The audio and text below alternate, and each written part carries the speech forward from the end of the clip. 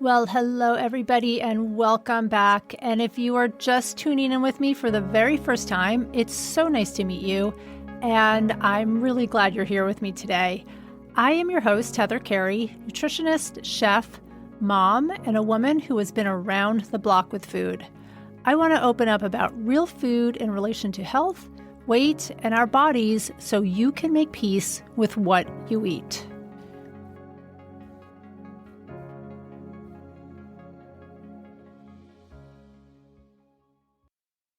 Hello, everybody, and welcome back to the Real Food Stories podcast. Today, I wanted to share a really meaningful conversation I had with Joanne Edinburgh, who is a certified eating psychology coach. If you can imagine, Joanne believes in looking at making peace with our bodies and finding the joy in eating as a way to lasting change with our weight and what we choose to nourish ourselves with. As you can also probably imagine, Joanne and I are very much in agreement with this anti-diet philosophy. And we hope that if you struggle with your weight and being on and off diets, that our conversation can help you make peace with what you eat. So take a listen to my conversation with Joanne Edinburgh. Hi, everybody, and welcome back to the podcast. Today, I have with me Joanne Edinburgh, who is a certified eating psychology coach with Body Wisdom Nutrition. Joanne received a bachelor's in psychology from Tufts University and a master's in social work from Boston University. She helps health-conscious women transform from feeling stressed to feeling relaxed about food, weight, and body image so they can focus their time and energy on what truly nourishes them. She coaches clients to find the inner wisdom to transform challenges with weight and body image into powerful opportunities for personal growth. Joanne is on a mission to help women end the quest for the perfect diet and the perfect body. Welcome to the podcast, Joanne. I'm so excited to have you here today because I know we have a lot in common just with our views and perspectives on how we work with women and their issues around weight and body image and how they feel about themselves. And I know that we were talking off air last week, and I know that you have a personal story around your own history with weight and body image and diets. And I think that that's what got you sort of into this field of work. So let's start with your story and go from there. Okay, well, thank you so much for having me. This really is my passion to talk about these issues. And yeah, I guess for me, things really started in terms of affecting my relationship with food. When I was in my late 20s, I had a lot of allergies and I had just moved to Seattle. And I was on various allergy medications and they'd work for a while and then they wouldn't. And then I'd be on another one. And I was really feeling in my gut like I need to figure out what's actually going on underneath and not just treating the symptoms. And I worked with a chiropractor and he had me do some testing on my food sensitivities. And it turned out there were quite a few that I was very sensitive to, all the big ones, eggs, dairy, wheat, and a bunch of other ones. So I ended up, cutting a lot of foods out of my diet and actually had a lot of success in overcoming my allergies. And so I really saw the power of food and how that plays into our health. And yet on the other side of that coin, I think was really when my, like I said, my relationship with food really took a turn for the worse because I started seeing food as the enemy, that there were good foods and bad foods. And if I ate the good foods, everything was fine. But when I ate the quote unquote bad foods or unhealthy foods or foods that weren't good for me, I started being, going into that eat, guilt, shame cycle. And I was very stressed about eating, and eating was no longer pleasurable. And then, I had issues with my kids, my son having eczema, and seeing a naturopath who told me that, oh, it's about what you're eating, because I was only nursing him at the time. And so there was a lot of stress around that. And so I had this perspective for quite a while. And then when I went into perimenopause and, started gaining some weight, which many of us do, I was solely focused on, okay, what am I eating? What's going on? I'm going to figure this out. And when I did my training at the Institute for the Psychology of Eating, which was about 10 years ago, I think I had a lot of ahas, because so much of our digestion and our metabolism has to do with whether we're relaxed or whether we're stressed. And we actually can't metabolize or digest our food optimally unless we're in a relaxation state. So I figured out a lot of things for myself and started to really focus on all the other things that affect how we eat, and, how we eat, when we eat, where we eat, why we eat, all the other things in our lives that are stressors. And that had a huge impact on my own health and relationship with food. And becoming a coach, now I work with other women to focus on that as well, because I think those are all the missing pieces. We're so focused on what we're eating, and it is important, as I said, but there's so many other things that impact how things work in our bodies, both physically and mentally and emotionally. So, yeah. Yeah. I mean, great point that, starting to classify foods into healthy foods, unhealthy foods, good foods, bad foods. I can't have that. I can't have this. And then if you waver a little bit, and God forbid you have an egg, when the chiropractor said you were sensitive to eggs, and I mean, then, and right. And you mentioned the eat, guilt, shame cycle. I want to talk a little bit more about that next, but it is stressful, right? Then food becomes incredibly stressful. What are we supposed to eat? I mean, that's the number one question I get from everybody. I'm so confused about food. Just tell me what to eat. What am I supposed to eat? Because food is confusing. And then it reverberates, right? It starts in our digestion. We're stressed in our brain, and it slows everything down, right? Our cortisol gets raised, and then suddenly we can't really digest food like we want to. And then you have digestive issues. And I mean, it's just really, it does start with having a healthy relationship with food. Yes. And, I think it's so, it's just so interesting, that whole process that happens. And stress itself has such an impact on how things are absorbed in the body, that you could be eating the quote unquote healthiest food in the world. And if you're eating under stress, if you're eating really fast, if you're not paying attention, if you have all sorts of thoughts about what you're eating, it doesn't really, it's not really going to do you the good that you think it's doing. And you could eat foods that supposedly are unhealthy and, be in a very calm environment, being with people you really enjoy, being very mindful of what you're doing, and might not really have that negative effect that you think it might have on your body. So there's both sides of that as well. Right. That exactly. So you mentioned that, you went to see the chiropractor. He's put you on, sounds like maybe you did food sensitivity testing, but it was kind of like a diet, right? Suddenly you have to restrict food, stop eating things that you probably liked. And it sounds like it was helpful, but I think you and I probably both know, I mean, diets are short-lived and not, so why do you think that it sounds like you went to the chiropractor and it worked for a while until it didn't work, right? Because you developed some other behavioral things or thoughts about food. So why do you think that a lot of diet programs just fail? I mean, I know just, it's the one thing I tell my clients. I mean, everyone comes to me with a history of dieting. And that's how they sometimes think that that's how you should be eating. You're either on a diet, you're off a diet. It's just diet is just the thing that's in there, because they're so used to doing that. And so, and you're not really supposed to be enjoying food, and you're if you're enjoying food, you're cheating, or, Right. or, Right. so why do you think that? I mean, I think there's just endless conflict around diets, but what do you think Yeah. about just dieting in general?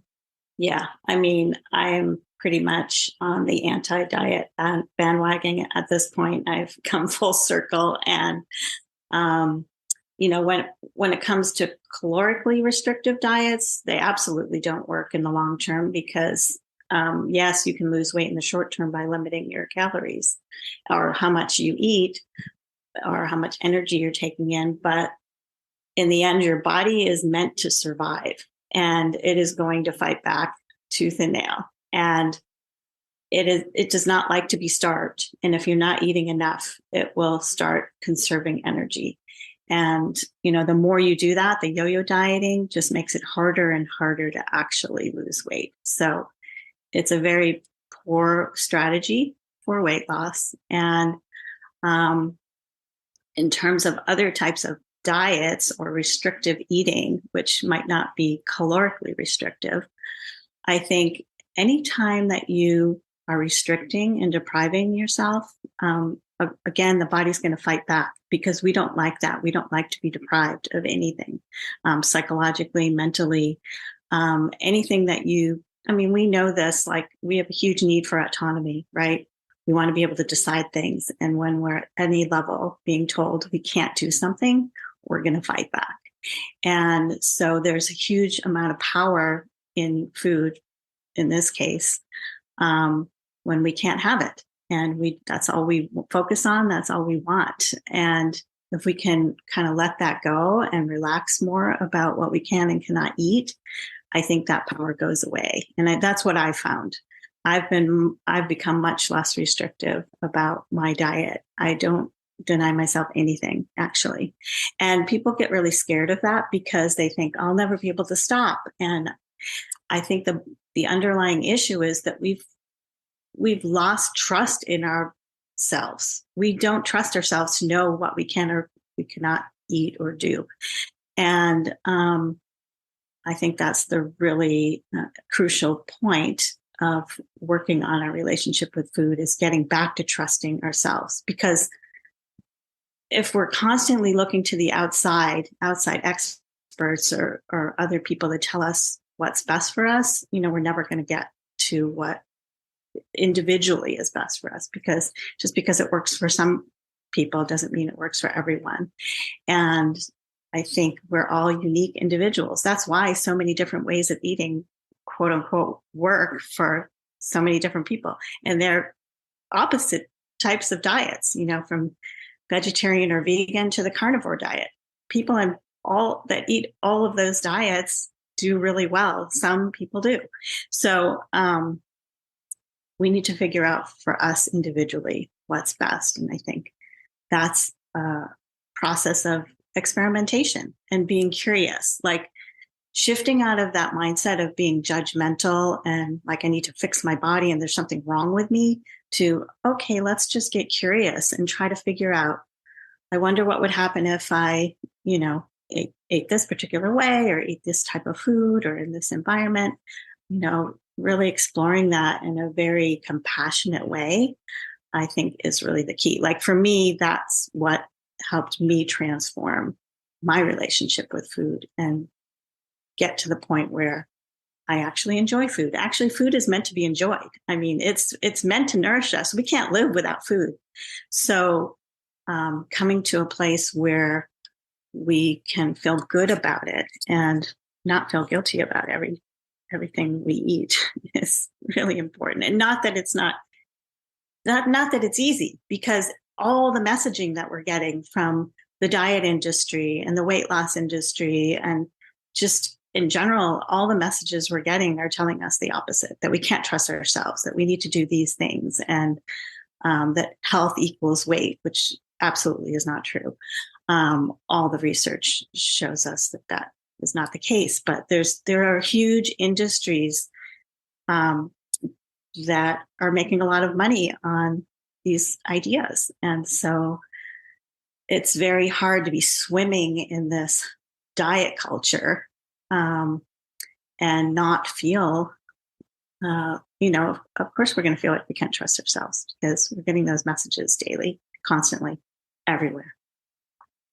Yeah. So, When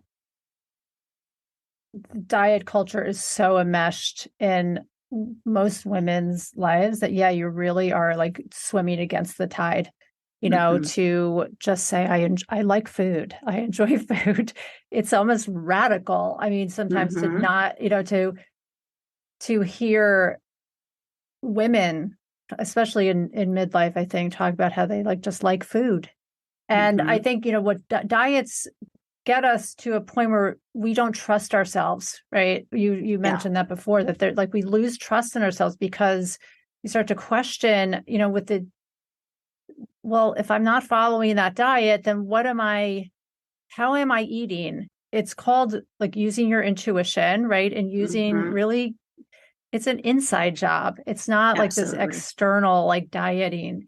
But the women in midlife, and this has been my experience, they're gaining weight, they're kind of, they're gaining some mystery weight. Not everybody, but this is who I usually say. And it feels very out of their control because they used to be able to fix things with quick diets, or when you're in your 30s, you had to, I don't know, spend a day or two just not eating dessert, and you can lose 5 pounds. Now all of a sudden, that's just not the case. Our bodies are different, and it feels out of control. And I wonder if the one thing that they can control, that most women can control, is to say, I'm not eating gluten anymore. I'm not going to eat dairy because I heard that, dairy was really bad for me. And as a way to just kind of fix their body. What are your thoughts on that, about women in midlife and struggling with gaining weight? Yep. And feeling that out of control feeling. Yeah. I totally can relate to that. I'm 59. I'm in menopause now, postmenopausal. And I guess my philosophy is that everything happens for a good reason. Like the body always does what it needs to do. And so there's always a good reason for our body changing. And first of all, thinking that gaining weight during that period of time is a bad thing and a negative thing is, part of the issue, right? I mean, that's what we're being told, but is that really true? For me personally, and many people I know, I weigh more than I've weighed in my whole life, and I feel better than I've ever felt on every level, physically, mentally, emotionally, spiritually. So I try to focus with my clients on how do you feel and what makes you feel good. And so, that assumption that gaining weight is a bad thing is the first thing. Secondly, there could be many, many, many reasons why we put on extra weight.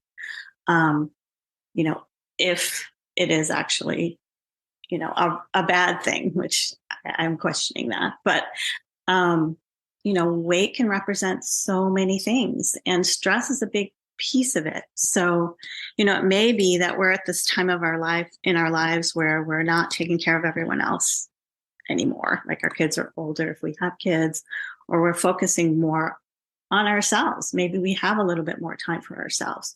So things are kind of coming to the surface, right? Anything that causes stress can impact our metabolism. So, maybe it's the job that you've been in for a long time that really isn't serving you anymore. Maybe it's a relationship that you're in. Energy can be held in that belly area, unexpressed emotions, sexual energy, creative energy. So from my perspective, it's just our body giving us a message that it's something that we can focus on. All of those areas, all the things in our lives that may or may not be serving us. And again, for me, the point is not like weight loss is not the focus with the work that I do with my clients. Again, it's focusing on what feels good. Do you feel good? And so doing all of the things that bring you joy, that bring you nourishment, whether it's food or otherwise, that make you happy, that gives you a sense of purpose. That's really what I focus on. But yeah, I think it's an interesting question, honestly. I think maybe there's a good reason why we gain weight at this time in our lives. I mean, I think that's definitely a possibility, right? When we get to the end of our lives, if we get sick or, most people that are a lot older tend to not, eat as much. So maybe things shift at that point. You want to have extra weight on you, though, if you get sick and something goes wrong. Being really frail when you're ill is not a good thing, right? There's definitely research that shows that having extra weight versus being too thin is better for your health, better for your longevity, better for recovery from surgery. So, I mean, a lot of it, I think, is just shifting the mindset around this issue, rather than being so worried about it. And again, the worry causes stress, which just exacerbates the problem, right? So, Yeah. No, I don't know what you think. No, I totally, I get all that you're saying. I think this is a conundrum that I don't know, it has a clear solution to it, because there's the anti-aging industry, Right. that says you are not, women are not supposed to age. Like we're just supposed Right. to, Botox it out, surgery, whatever. And then there's just dozens of diets, for women in midlife and menopause, and supplements and powders and shakes. And I mean, it all says something's wrong with you and Right. you need fixing. Mm-hmm. So it's a hard message, I think, to send to a lot of women, that to just say, like, just feel good about yourself, or it's okay to have extra weight when you have been fed messages your entire Absolutely. life that being overweight is bad. Mm-hmm. I need to go on my next diet, whatever the messages are, Mm-hmm. that we are broken and need to be fixed. So I think midlife is a particularly hard time, because we are also going through so many changes. Right? We might be empty nesting. We have aging parents, that we are concerned about. Maybe you're questioning your career, your marriage, whatever it may be. But there seems to be like a lot going on right at this time. I know, for one, I am a woman in midlife, so I also, know this personally. So it's a lot to contend with. But I think the overall message is to try to make peace with food and peace with your body, no matter where you are at. Right? Exactly. Things can change. We don't know what the future holds, but I think having a good, healthy relationship with food first can lower the stress for so many other things. It's just a place to be able to find some joy. Right.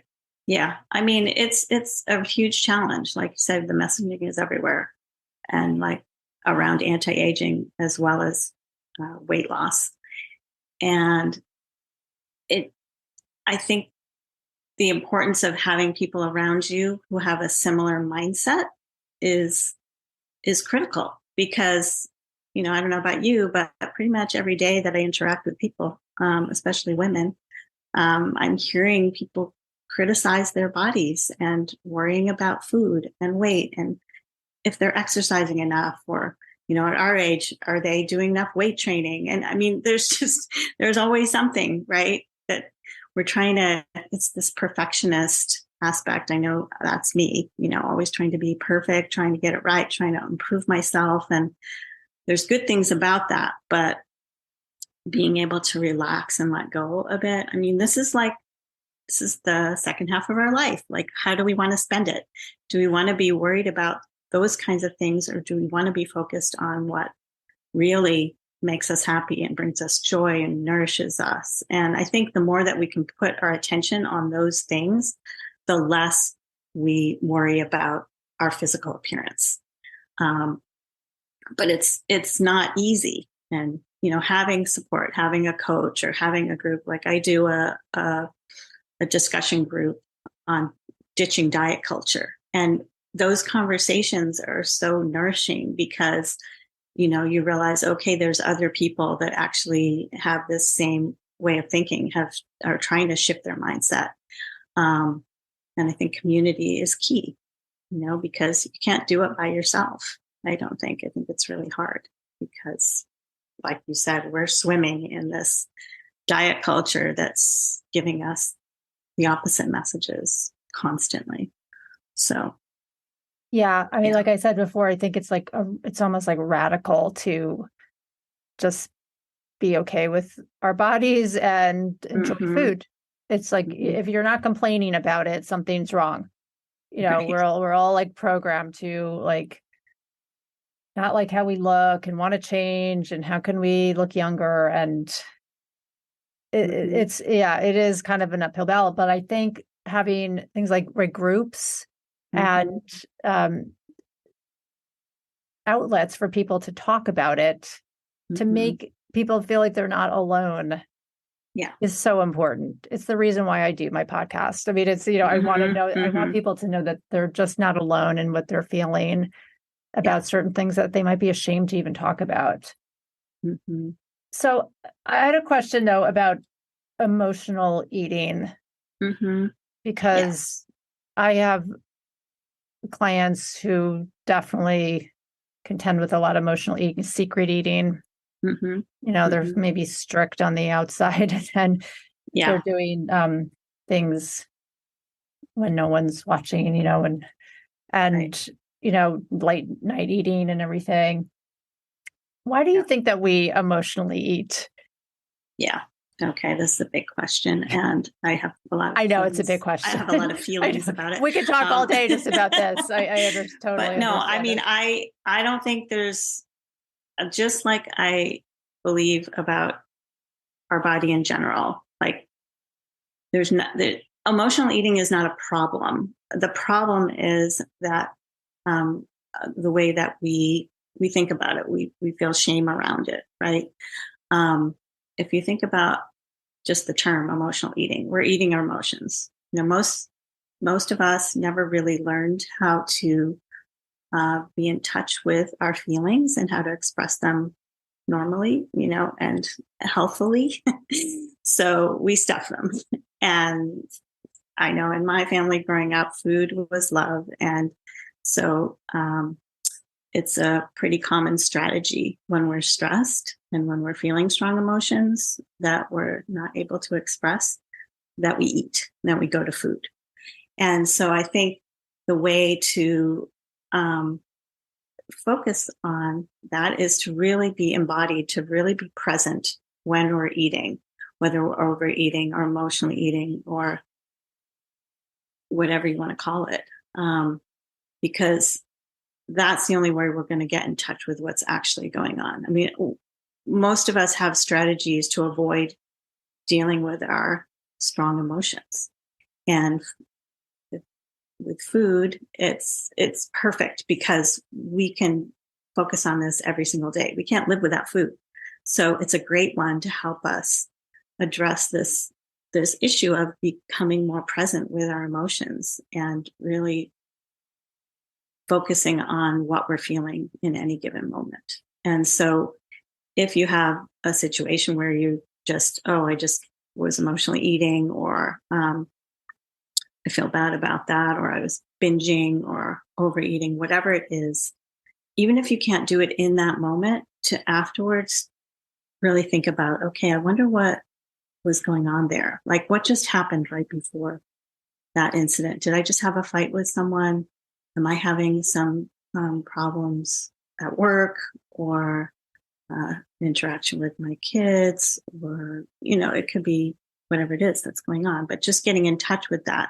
I think being present to our emotions is the key. with that issue and so many other issues. Like usually so many of us are not actually present when we're eating. We're multitasking. We're on our phone. We're watching TV, or we're actually not eating when we're eating. So I think, that being present and just tuning into our bodies and seeing what's going on is the key with that. And just seeing all of these challenges with food and body and weight as just being teachers and trying to give us messages about what we actually need to learn. And seeing it in a really positive light, even though it's painful. So I'm not saying it's easy, but that's, my short answer take on emotional eating. But yeah.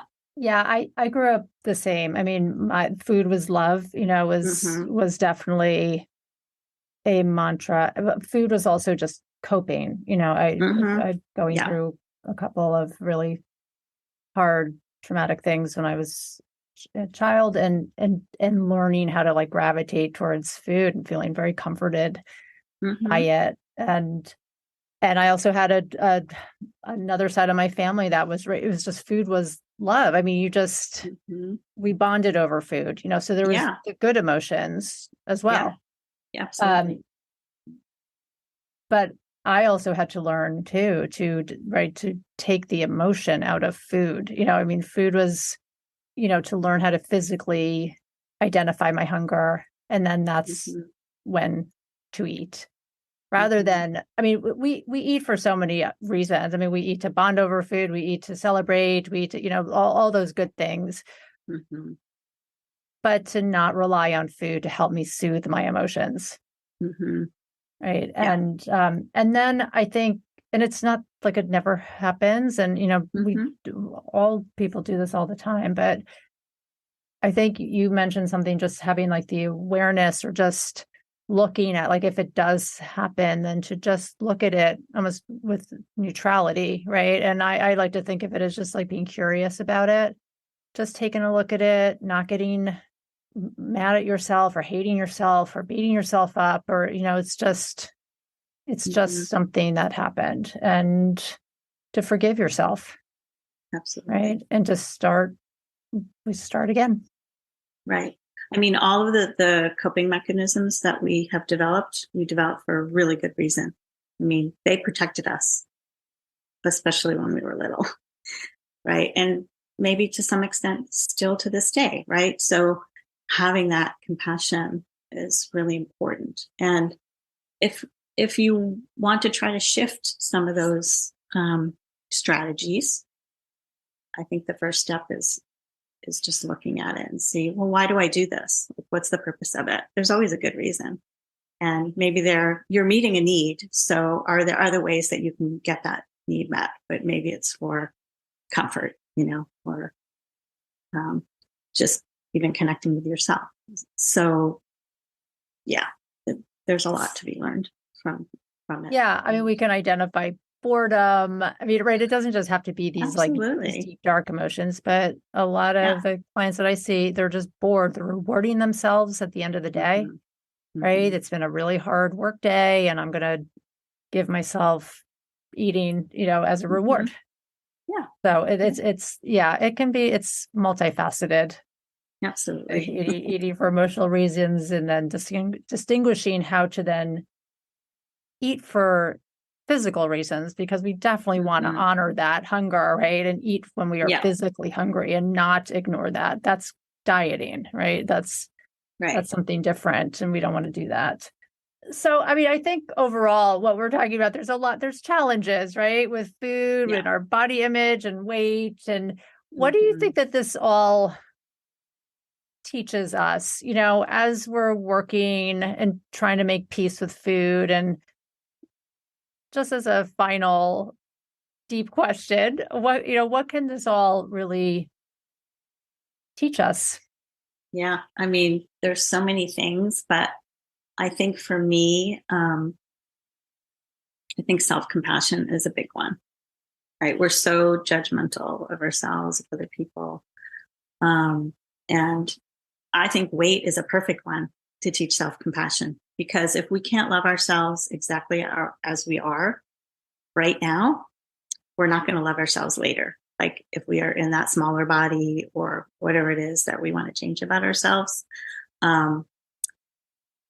we have to love ourselves right now. And if gaining a little bit of weight is what's going to help us learn that, it's a great lesson. And so just seeing it that way, loving ourselves unconditionally is difficult.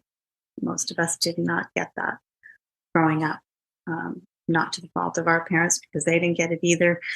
But maybe that's part of what we're here to learn in this lifetime. And maybe as we get older, this is the time. Yeah, I know. It was a big question, but I think the overall takeaway, like you had said, is the self-compassion and kindness that we can infuse in ourselves, especially when we have been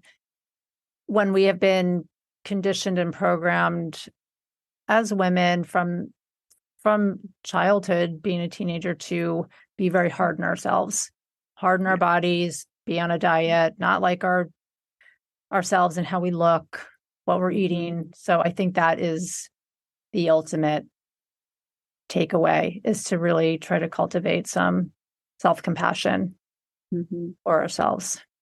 Joanne, thank you so much. This has been a really great conversation. I could talk all day about body image, making peace with food. Like I said, this is what my whole podcast is about. So I really appreciate you coming on and taking your time to talk about this. So how can people get in touch with you if they want to learn more about you?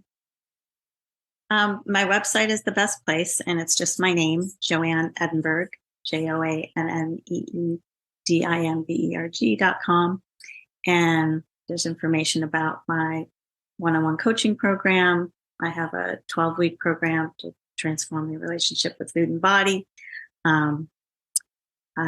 We do our book club / discussion group on ditching diet culture, and I'm starting to offer that on Zoom. So yeah, be happy to set up a call if you're interested in talking more. And thank you so much for having me. It's been really great.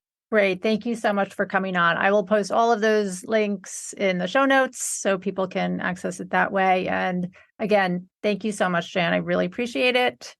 And keep up the good work. And as always, if you loved this podcast, please consider gifting me with a 5-star review. It is so helpful for me to get the word out on real eating, our real bodies, and real food stories. Thank you so much and have a great week. Bye for now.